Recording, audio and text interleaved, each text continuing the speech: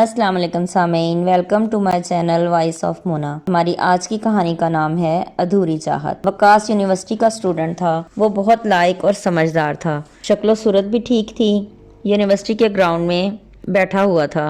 سامنے سے ایک لڑکی آ رہی تھی جو چھوٹے سے قد کی تھی۔ اس کی واجبی سی شکل و صورت تھی، لیکن اس کے چہرے پہ اداسی چھائی ہوئی تھی۔ وہ وقاص کے سامنے سے گزر گئی، یعنی اس میں ایسا کیا تھا؟ وقاص اس کو دیکھے جا رہا تھا۔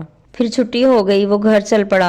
وہی لڑکی بس سٹاپ پر کھڑی تھی۔ وقاص بھی کھڑا ہو گیا۔ بس آئی، وہ چلی گئی۔ وقاص اس بس میں نہیں بیٹھا کیونکہ وہ اس کے گھر کے راستے کی طرف نہیں جاتی تھی۔ پھر تھوڑی دیر بعد اس کی بس آ گئی تو وہ گھر چل دیا۔ گھر پہنچا تو ماں انتظار کر رہی تھی۔ وقاص کا ماتھا چوما، آ گیا میرا بچہ؟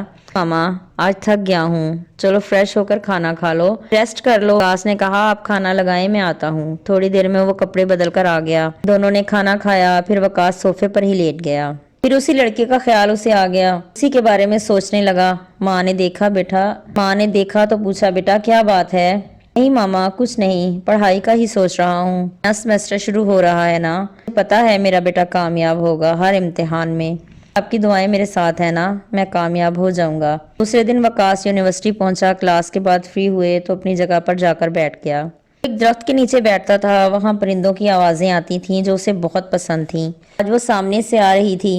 وقاص نے آج اسے روک ہی لیا۔ Excuse me please. اس نے آنکھیں اٹھا کر اس کی طرف دیکھا۔ جی آپ ہی سے مخاطب ہوں؟ جی فرمائیے، منٹ بات کر سکتی ہیں؟ بولیں، آپ نہیں ہیں یہاں؟ ہاں، آپ کا نام پوچھ سکتا ہوں؟ خوشی میں؟ اے بابا پتہ ہونا چاہیے نا، بیٹھے پڑھتے ہیں۔ دی اور اس کے قریب آ کر بیٹھ گئی۔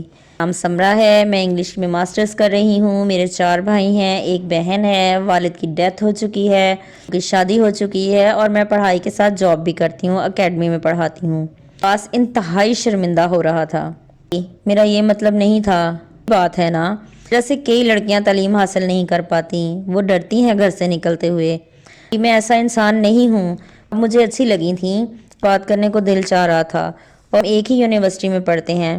تو نہیں ہوتا کہ ہر کسی کے خیالات خراب ہی ہوں، لوگ بھی ہیں اس دنیا میں۔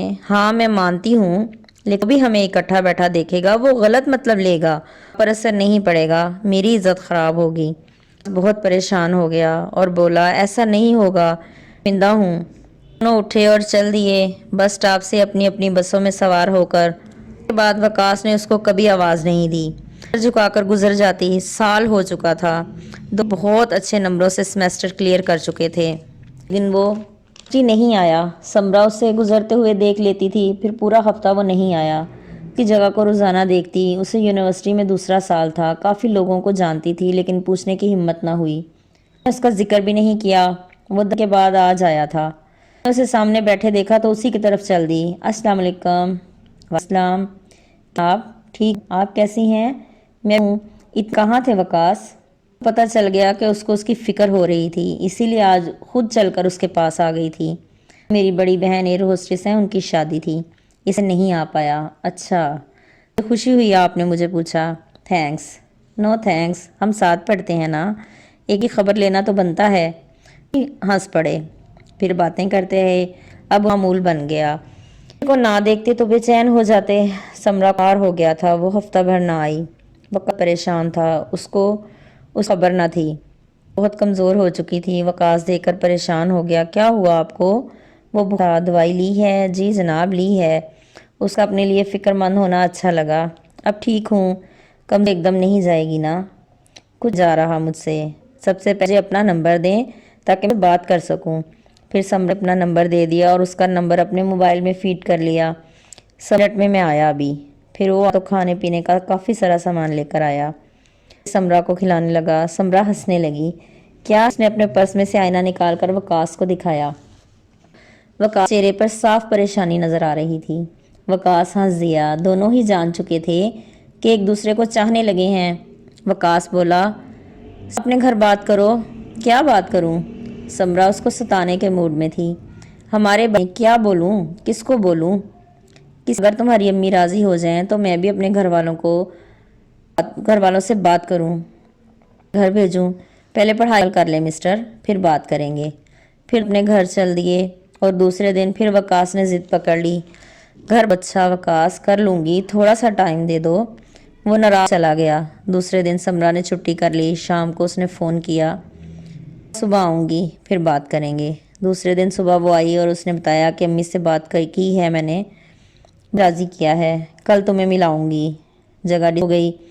دوسری امی وقاص سے ملی، انہیں وقاص آ گیا، لیکن ذات کا پوچھا تو پریشان ہو گئی اور تھی اور وہ گھر چلے گئے۔